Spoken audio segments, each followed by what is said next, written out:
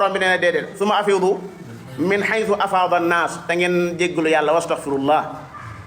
te ngeen jéggalu suñu borom yàlla inna allaha ghafurur rahim. léegi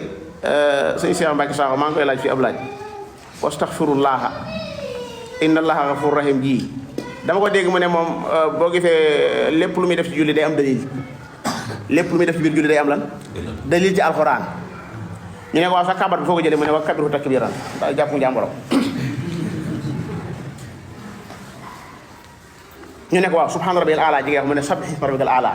maa ngi koy laaj waaw wastaghfirullah ji amul dalil nim ne coppateyee lu tax mu bàyyi fi bii moom fu mu koy dugal fan la koy dugal ci biir julli gi lan moo tax mu ne coppateyee bàyyi fi bii te fii yàlla jox ndigal wastaghfirullah la yàlla wax jéggalu leen yàlla moom fu mu koy dugal moom ci biir julli. afa tu'minuuna bi ba'dil kitaabi wa takfuruuna bi ba'd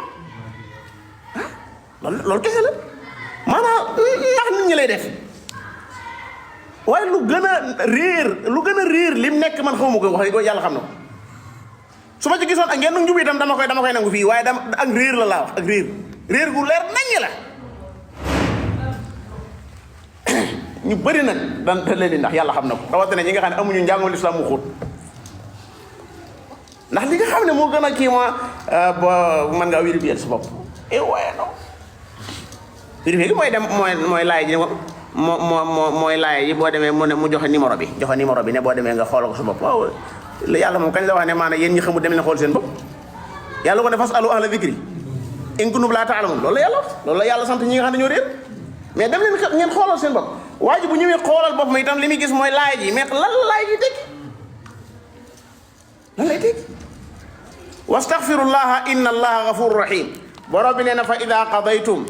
mbokk yi yéen ñi nga xam ne damaa bëgg a taxaw ci wa'lamu annakum ilayhi tuhsharuna fee laa bëgg a taxaw ngir ñu xam fan laa jëm léeg-léeg ñi xam fuñ jëm itam dañuy baax waaw man fee laa jëm wa'lamu annakum ilayhi tuhsharuna foofu laa jëm ngeen bàyyi ko xel wala jëm ñun ñëpp sax ci meneen maanaam mu gën a xóot fa ida qadaytum su ngeen noppeetee ci manasikakum mooy yi ngeen kama qala azza wa jal wa laqad wassayna alladhina utul kitaba min qablikum wa iyyakum an ittaqullah kadhalika na'muru bil ma'ruf wa nanha 'anil munkar. الواجب أن تكون أمة الإسلامية مذهبها مذهب السلف الصالح. نحن نتبع الأجر رسول الله صلى الله عليه وسلم.